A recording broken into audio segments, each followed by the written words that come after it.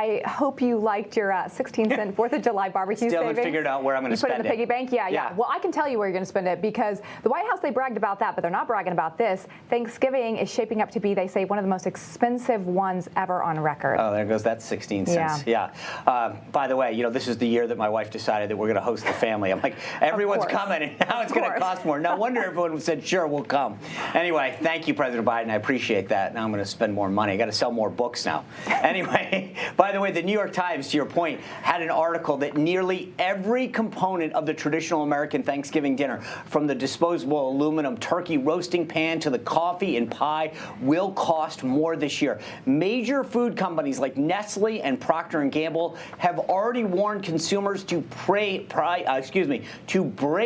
for more price increases. That's it. You're going to get one small piece of pie, just one little sliver of the turkey, and that's it. No seconds. Done. Maybe I actually won't gain weight this year. Maybe there's a silver lining to that. But, Sean, just to put this in perspective for people, since last year, get this, a 16-pound turkey was $28.80. This year, a 16-pound turkey is average going to cost $55.20, almost double. I mean, that, you think about that, right? If you're having a lot of people, I'm gonna be honest, I don't know what size we get, but that sounds about right. But that's a big chunk of, that's just the turkey. Then you got to get all the other stuff that goes with it. Right. But you know, you mentioned this a moment ago. The White House, right around that 4th of July period when apparently Dr. Fauci said we were allowed to go outside again. You remember that? That was a big deal.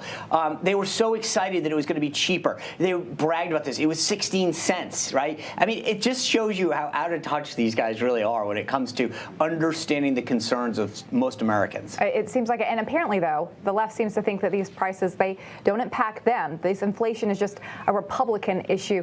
Even The View co-host, Sunny Hostin, she rejected the fact that the state of our economy was an important consideration for most Americans.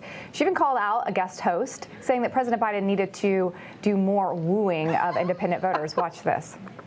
He has this history of bringing the two parties together, which I think is what was so popular about him. And he really did woo the independent vote, so much more so than Hillary Clinton did. And so I think that you're seeing him trying to do that now in the last couple of weeks, really trying to bring back those skills that he has going between the parties and trying to get a deal done. See, I disagree with that. That sounded very Republican of you. No, it's very independent. I'm not a Republican. I'm an independent. But it sounded Republican.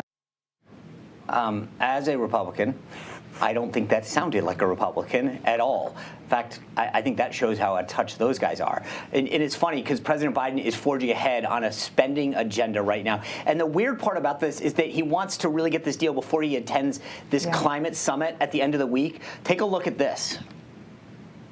It went well. A few more things to work out, but it went well. Do you think you'll have a plan before Wednesday? With the grace of God and the goodwill of neighbors. I'm not sure what the neighbors have anything to do with this. And I don't think God himself could fix this at this point. I think this comes down to Joe Manchin, and that's it. And it's funny, though. Climate change is an issue. I know that a lot of people care about it, but we have a ton of crises that are literally unfolding in front of our eyes right now, today, in our country, and he can't even imagine some of these provisions. Major parts of his agenda, from what reports suggest, are already getting the axe, and you got to wonder that if this was as big of a deal as they say it is right now, that's calamity that they call it, why were these provisions non-negotiable in the first place? Yeah, and, well, at least President Biden has some of the mainstream media, Sean, back on his side. Do you remember a couple weeks ago when House Speaker Nancy Pelosi, she asked the mainstream media to do this? Well, I think you all could do a better job of selling it, to be very frank with you, because every time I come here, I go through the list. Here are your marching orders. You do this. I think they're so used to it. Yeah, they were like, sorry, ma'am. Well, apparently some of them did listen because CNN, they had an op-ed out recently. It was titled, How the Spending Bill Could Change Your Life. And it goes on to say that something is better than nothing. Oh, brother. It's funny because the media is also selling the plan on TV by comparing Biden's outrageous plan to that of FDR's. You remember we had the New Deal with him? Take a listen to this. This is big, big, big stuff. It's our own version of the New Deal. You know, it's interesting because President Biden, he's handling so many crises right now. Everything from, we talk about the surge at our southern border, which is more people marching day by day to us, the Afghanistan debacle, which we're about to see Afghanistan get even worse, we hear, and then our economy, which we've been talking about, and prices surging. But in just a few hours, our president is going to be in Arlington, Virginia, to campaign for Virginia Democrat gubernatorial candidate Terry McAuliffe. Interesting point, Sean. It wasn't too long ago that McAuliffe was actively avoiding President Biden by saying that he eventually admitted that he was unpopular. Yeah, and not to mention, by the way, that Biden's got a big act to follow. It's funny, his boss, his former boss, President Obama, was there a few days ago. And the thing that was interesting, especially in this day and age where everything's on video, is that Obama flat out lied to the voters in Virginia. Take a listen.